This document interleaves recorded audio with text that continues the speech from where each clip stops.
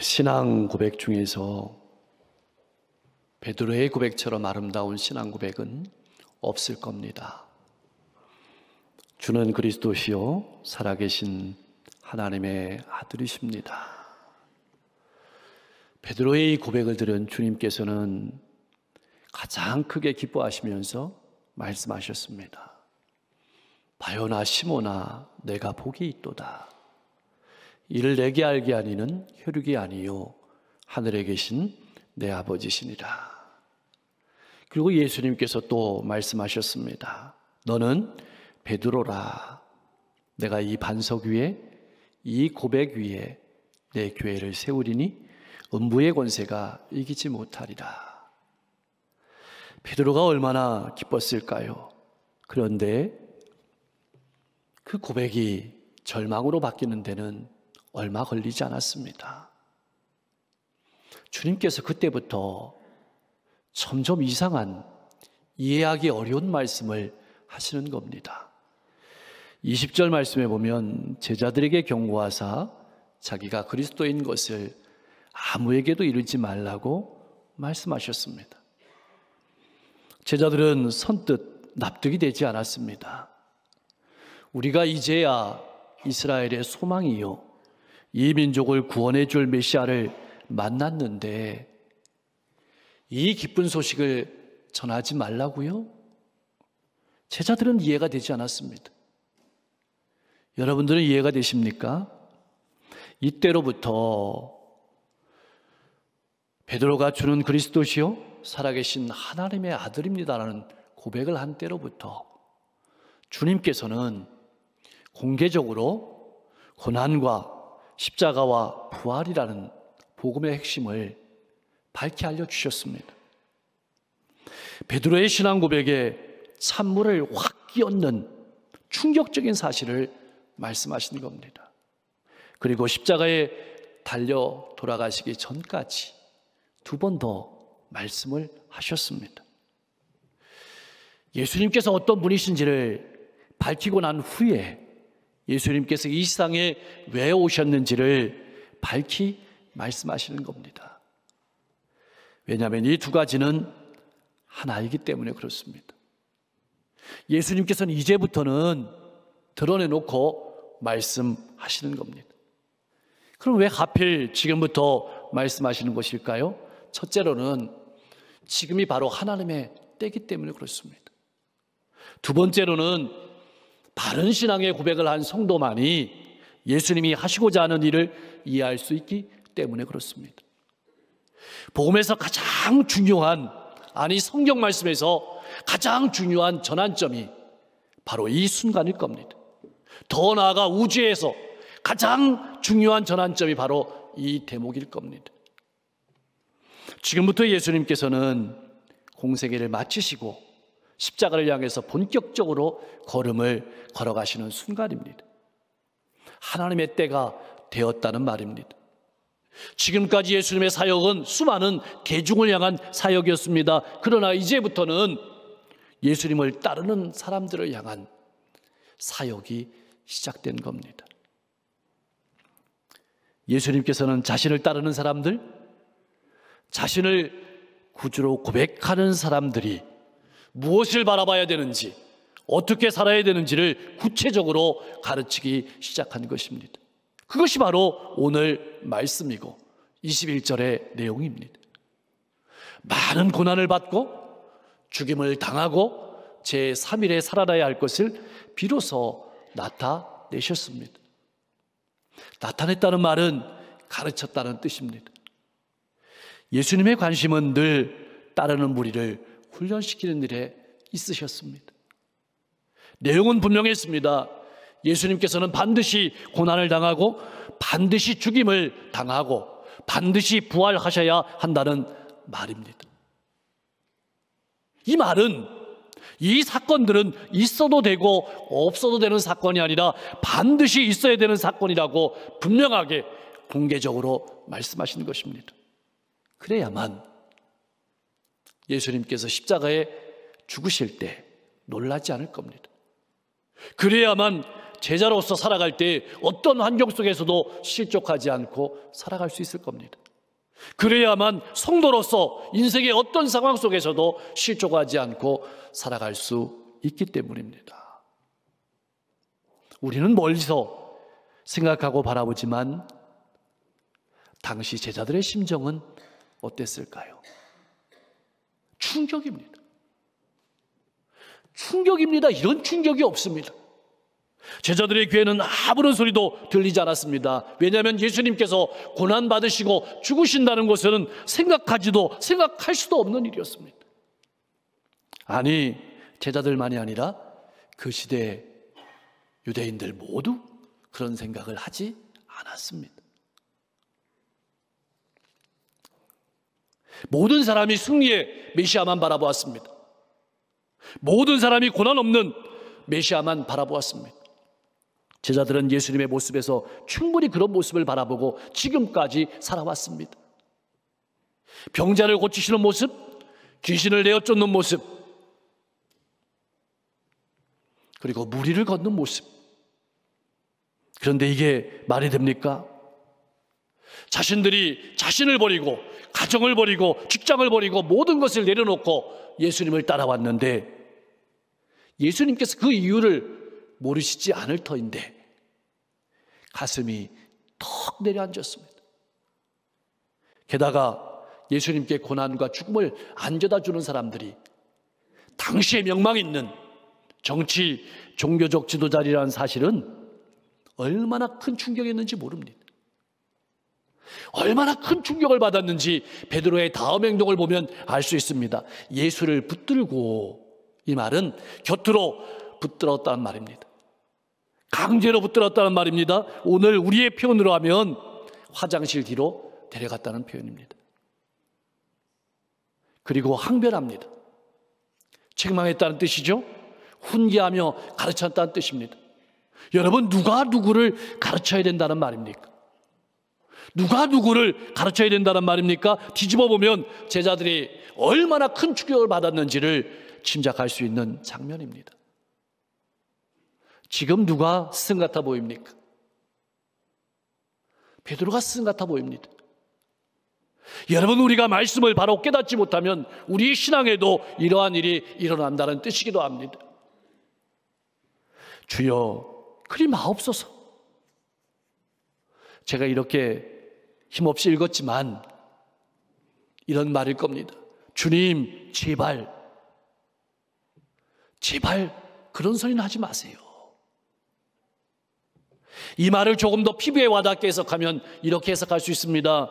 부디 하나님께서 당신으로 하여금 이러한 일을 당하지 않도록 자비를 베풀어 주시기를 바랍니다. 그리고 이렇게 자기의 결심을 얘기합니다. 이 일이 결코 주님께 미치지 아니하리이다. 하나님께서도 은혜를 베푸셔서 그렇게 하시겠지만 나도 주님이 결코 십자가의 길을 걸어가시는 것을 용납하지 않겠습니다. 가만히 두고 보지 않겠습니다. 여기까지의 말만 놓고 보면 베드로의 신앙이 예수님의 신앙보다 훨씬 좋아 보이기도 합니다. 그러나 멋있는 말 같지만 이 말은 하나님의 뜻을 깨닫지 못하는 데서 나온 극히 인간적인 생각이었습니다. 그래서 방금 전에는 주는 그리스도시여 살아계신 하나님의 아들입니다라는, 살아계신 하나님의 아들입니다라는 하나님이 주시는 영감 어린 고백을 드렸지만 이번에는 인간의 말로 하나님의 뜻을 가로막는 사단의 종노릇을 한 것입니다. 베드로는 예수님의 마음을 돌리려고 무던히도 애를 썼습니다. 예수님께서 몇 걸음 앞서가십니다. 제자들은 근심된 얼굴을 하며 예수님 뒤를 바짝 붙어서 따르고 있습니다. 제자들의 마음이 어땠을까요? 드디어 예수님께서 베드로와 제자들을 바라보시면서 꾸짖으시며 말씀하십니다. 사단아, 내 뒤로 물러가라. 너는 나를 넘어지게 하는 자로다. 내가 하나님의 일은 생각하지 아니하고 도리어 사람의 일을 생각하는도다. 참 예수님의 말씀이 너무 심하신 것 같습니다. 아무리 그래도 베드로가 사단은 아니지 않습니까? 예수님께서는 고난받는 메시아가 아닌 영광의 왕자에 오르실 능력의 메시아를 구하는 베드로를 이용해서 예수님을 넘어뜨리고자 하는 사단을 책망하신 겁니다. 예수님께서 처음 사역을 하실 때 40일간 광야에서 금식하며 줄이셨습니다. 그 자리에 사단이 나왔습니다. 그러면서 이렇게 예수님을 유혹했습니다. 배고프지? 내가 만일 하나님의 아들이거든 이 돌을 명하여 떡덩이가 되게 하라. 능력을 나타내라는 것이죠. 능력을 나타내라. 사단은 똑같이 베드로를 이용해서 십자가 없는 교회를 세우라고 속삭이는 것입니다. 하나님의 뜻을 반드시 이루어야 하는 예수님의 길을 가로막는 자는 아무리 제자라 할지라도 사단과 동일한 역할을 할 뿐인 것이라고 예수님께서 말씀하시는 겁니다. 너는 나를 넘어지게 하는 자로다. 너는 나의 거침거리다, 이런 뜻입니다. 조금 전에는 반석이었지만 금방 하나님의 구속사역을 위한 걸림돌이 되고 만 것입니다. 이것이 승리만 바라보고 쉬운 길만 생각하는 사람들의 신앙생활이기도 합니다. 하나님의 일을 생각하지 아니하고 도리어 사람의 일을 생각하는도다. 하나님의 뜻보다는 내 뜻이 이루어지기를 바라고 십자가 없는 예수님을 기대했던 겁니다. 꼭 기억하십시오. 하나님의 계획에는 언제나 승리를 향해 나아가는 고통스러운 고난의 십자가가 있습니다. 깊고 긴 아픔과 아무도 알아주지 않는 외로운 신앙의 골짜기들도 있습니다. 우리의 신앙생활이 어려운 이유는 바로 이 십자가 때문입니다. 사랑하는 성도 여러분, 나의 신앙생활은 교회의 반석이 되고 있습니까? 아니면 걸림돌이 되고 있습니까? 우리의 신앙이 때로는 반석이 되고 디딤돌이 되다가도 때로는 다른 사람을 넘어지게 하는 걸림돌이 될 때가 많습니다. 왜 그럴까요? 하나님의 뜻을 먼저 생각하면 반석이 되고 디딤돌이 되지만 내 뜻과 내 마음을 생각하면 사단의 도구가 되고 넘어지게 하는 걸림돌이 되기 때문입니다. 이것을 날마다 기억하며 경계하며 살아가시는 여러분 될 수 있기를 소망합니다. 이제 예수님께서 제자들에게 분명하게 말씀하십니다. 누구든지 나를 따라오려거든. 이 말은 예수님의 십자가의 길이 예수님만이 걸어가야 될 길이 아니고 우리도 걸어가야 될 길이라고 분명하게 선언하시는 말씀입니다. 또한 이 말씀은 이제 예수님을 믿고 따르는 사람들이 하나님의 뜻을 따를 것인지 아니면 자신의 뜻을 따를 것인지 선택해야 된다는 말씀이기도 합니다. 사랑하는 성도 여러분, 우리가 성도로 살아간다는 의미는 무엇일까요? 우리가 신앙인으로 살아간다는 의미는 무엇일까요? 내가 주님을 따르는 사람이고 하나님의 뜻을 따르기 위해 부름받은 사람임을 인정하고 늘 생각하며 살아간다는 것입니다. 이것이 신앙생활입니다. 예수님께서는 제자들의 생각을 바꾸시기를 원하셨습니다. 지금 제자들에게 중요한 것은 예수님의 고난과 죽음이 하나님의 뜻 가운데 가장 중요한 일임을 깨닫는 것이었습니다. 나아가 제자들의 삶 가운데도 고난과 죽음은 가장 중요한 부분이 될 것이라고 말씀하시는 겁니다. 또한 이 일은 반드시 상급에 있는 일이라고 말씀하십니다. 사랑하는 성도 여러분, 우리 신앙인들의 아픔은 무엇일까요? 예수님을 따르기를 원하지만 내 방식대로 살아가기를 원하는 겁니다. 예수님께서는 예수님의 방식대로 신앙하는 사람만이 참 제자가 될 수 있다고 말씀하시면서 그런 사람에게 상급이 있다고 약속하셨습니다. 그렇다면 참된 제자가 되는 것은 어떻게 해야 되는 것일까요? 자기를 부인해야 합니다. 여러분, 자기를 부인한다는 말은 무슨 의미일까요? 자기 중심적인 생각은 하나도 하지 않는다는 것입니다. 더 이상 내 자아가 내 인생의 주인이 되지 않는다는 뜻입니다. 이 말은 나를 존중하지 말라는 뜻이 아닙니다. 오직 하나님의 말씀에 나를 굴복하라는 뜻입니다. 그래서 바울 사도는 로마서 12장 1절 2절 말씀에서 이렇게 권면하고 있습니다. 같이 한번 읽어보겠습니다. 그러므로 형제들아, 너희 몸을 하나님이 기뻐하시는 거룩한 산제물로 드리라. 이는 너희가 드릴 영적 예배니라.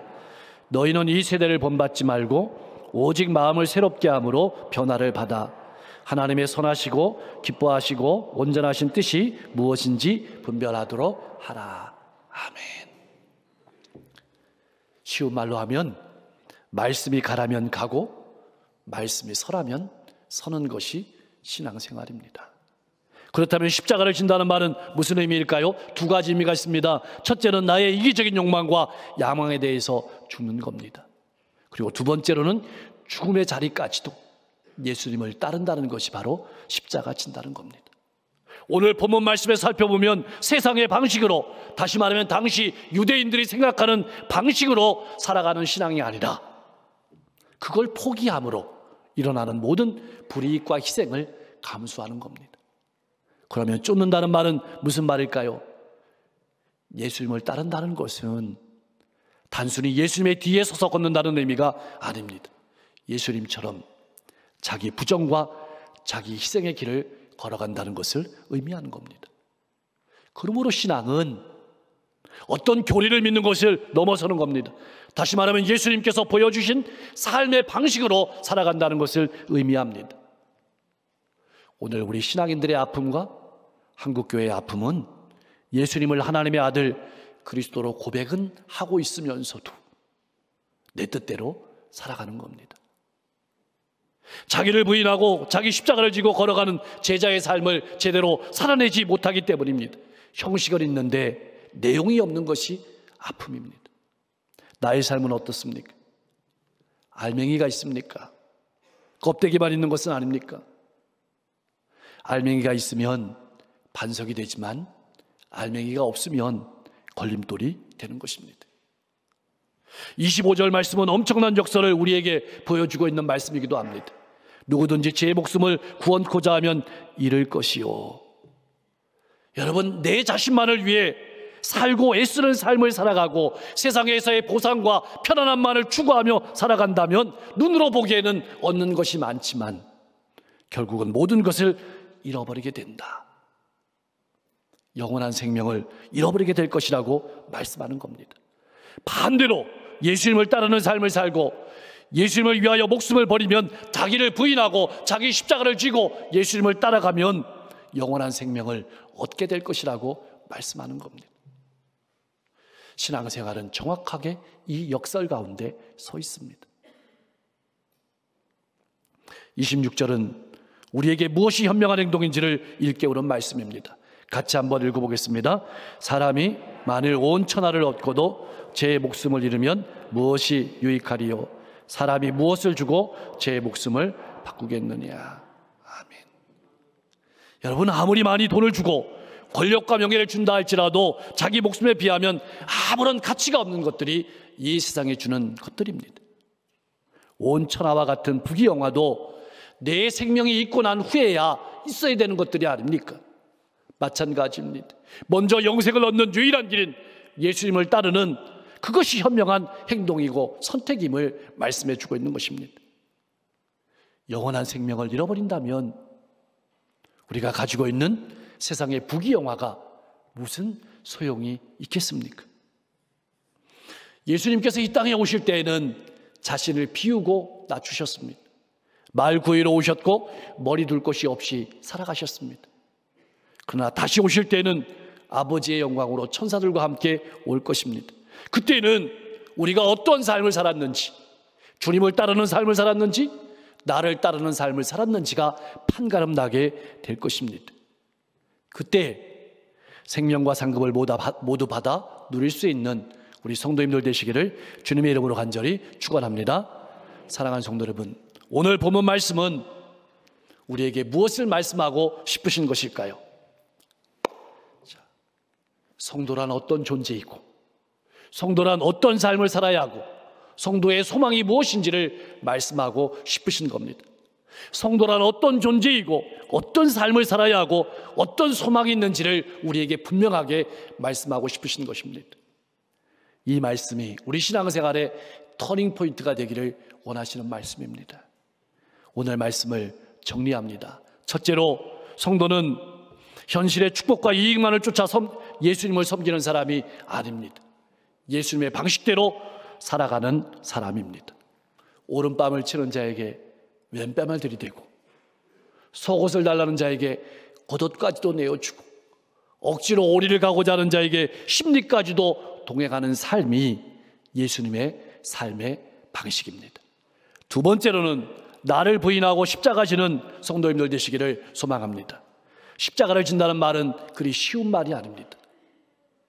어떤 분들은 십자가 지는 것을 무거운 짐을 지거나 문제들을 떠안는 것으로 생각하는 분들이 있고, 어떤 분들은 자신의 실수나 죄에 대해서 책임을 지는 것을 의미한다고 생각하는 분들이 있습니다. 십자가 지는 것은 그것을 넘어서는 겁니다.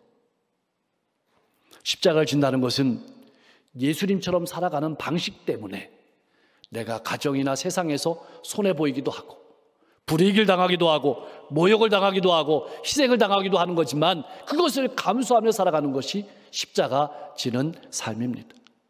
연약한 사람들의 약점과 실수를 같이 아파하고, 다른 이들의 불행을 도와주고, 아무도 알아주지 않아도 주님을 생각하며 묵묵히 견디면서 외로움의 골짜기를 걸어가는 것, 그것이 바로 십자가 지는 것입니다. 셋째로는 아무리 좋은 상을 받고 인기를 누린다 해도, 아무리 높은 명예와 지위를 얻는다 해도 병원 응급실에서는 하나도 통하지 않는다는 것을 기억하십시오.